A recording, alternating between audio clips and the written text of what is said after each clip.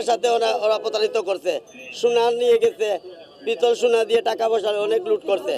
এটা বুঝে আরও আপনারা শুনছেন বিগত পিছনে এরকম ঘটনা, এরাই সিএনজি দিয়ে এগুলা ঘটায়।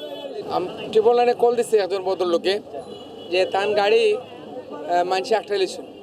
আইয়া দেখলাম যে তারা আম্বরখানা স্ট্যান্ডর এরা গাড়ি আটকাইছে। তো আমি জিজ্ঞাসলাম কেতালে আটকাইছো? তো হয় তারা নাকি ওই যে মানুষের লগে সিএনজি গাড়ি ড্রাইভিং করে এবং প্রতারণা করে। যে ড্রাইভিং আসছিল তারা জিজ্ঞাসা আপনার ড্রাইভিং লাইসেন্স আছে না? হলো নাই। যে যার ড্রাইভিং লাইসেন্স নাই এত ড্রাইভার নাই। যে আমরা ট্রিপল লাইনে কল দিছে তারা জিজ্ঞাসলাম ভাই আপনি যে কল দিলা আসো বিষয় কিনা? তখন ওটা হলো আমার গাড়ি অমুকরা দিছি। এখন এরার মাধ্যমে জানতাম বললাম এরা নাকি বিভিন্ন যাত্রী তুলিয়া এরা লোকে প্রতারণা করে যাত্রীর লোকে। এরা অনলাইনে বেশ কয়েকটা ভিডিও দেখাইছে আর কি। তারা সবাই ড্রাইভার, নামদারি ড্রাইভার।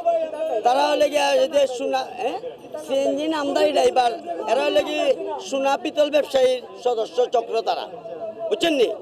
তারা আমার এখানে স্ট্যান্ডের ভিতরে যাত্রী নিতে আসছিল। সন্ধ্যাস্থলে আমার ম্যানেজারে অর্ডার আছে যে এদের এই ধরনের পাবলিকের গাড়ি পাইলে আটক করতো। এই ড্রাইভার সহ আটক করতে ওরা 3 জন, আরে একজন পলাইয়া গেছে। এই যে রকি গাড়ি যে ট্রিপল লাইনে বন্দি আছে, রকি ও গাড়ির মেইন ড্রাইভার বললা বদলি দিয়া ও কিন্তু কাম করে এগুলা। এবারে বাস্তব একই সদস্য তারা চক্র।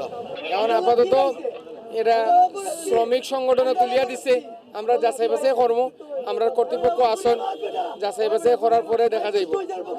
আপাতত আমরা যদি তারা থাকে তো 2টা প্রতিপক্ষ হয়ে গেছে। একটা প্রতিপক্ষ আমরা কাছে দিছে এবং তারা নাকি আরো আগে অ্যারেস্ট হয়েছে। অনলাইনে তারা কাছে প্রুফ আছে, কয়েকটা ভিডিও দেখাইছে।